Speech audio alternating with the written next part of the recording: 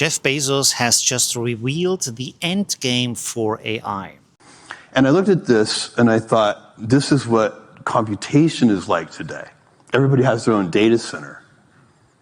And that's not going to last. It makes no sense. You're going to buy compute off the grid. That's AWS. We were doing it internally at Amazon for ourselves, and the APIs were created. That's a very interesting story in its own right. But this is, these kind of horizontal layers like electricity and compute and now artificial intelligence, they go everywhere. I guarantee you there is not a single application that you can think of that is not going to be made better by AI. So in this video, he makes two very important statements that will change your future. One thing he's saying is to buy compute off the grid. What he means by that is not going off the grid into the forest. What he means by that is that you will buy compute power from their servers. This is why globally the AI companies have invested over $1 trillion in data centers. And this is not just to say, well, AI functions, AI tools are going to run on these data servers. What he means by that is the complete compute power, so that you have a simple device like a tablet at home, and all of the rendering for your software, for everything you want to do, even for your gaming, is coming from the cloud as compute you buy from them.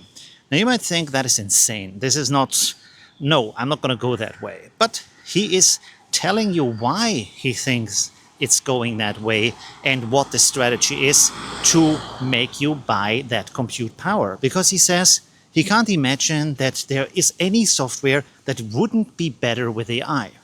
And what that means is that every software is going to have AI functions, but also every software is going to be a subscription service, not a one-time payment, not something you can run locally, not something you can own.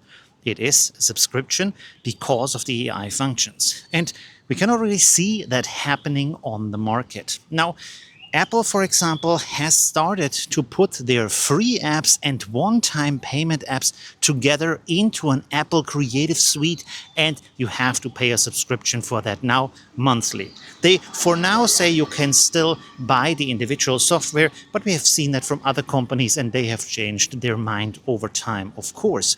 Also, Microsoft has started to combine their AI functions with their Office bundle, so that now you have the 365 Copilot app where AI is built into the software, and because of that, of course, you need a subscription. Now, Google has always been online in the cloud, so that is a different story, but of course also they have AI in all of these functions.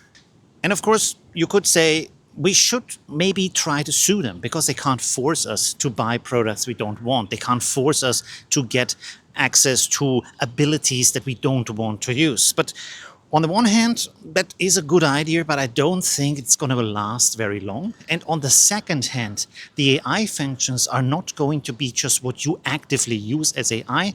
They're also going to be passively in the background. I want to give you an example for that. When you take photos on your smartphone, usually what the camera can do because of its limited hardware would look way, way worse than what you can see as these really excellent photos that a smartphone can take. Now, the reason for that is because, first of all, the camera is taking multiple pictures at the same time, and then also it is using massive AI adjustments and enrichment of the photo to give you a way better photo that is way sharper, has better details, is HDR, of course. The sky has been made blue even though it was overexposed, things like that, that would usually take a lot of editing time, but the AI is doing all of the editing for you, so that you get a nearly perfect picture. So we already have services like that that do things for us without us actively asking for them.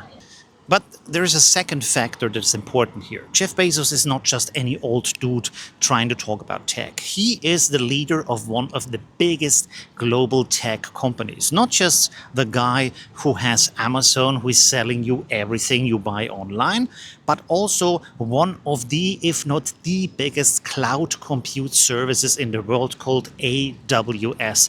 And a lot of businesses out here, a lot of companies, a lot of services that you use are on that AWS service. So he has two things going for him. He has a very good understanding of technology because he built some of the biggest technology companies in the world, but also he has a big market share. So when he wants to do something, he can actually make it happen because, like the Bionic Man, he has the technology.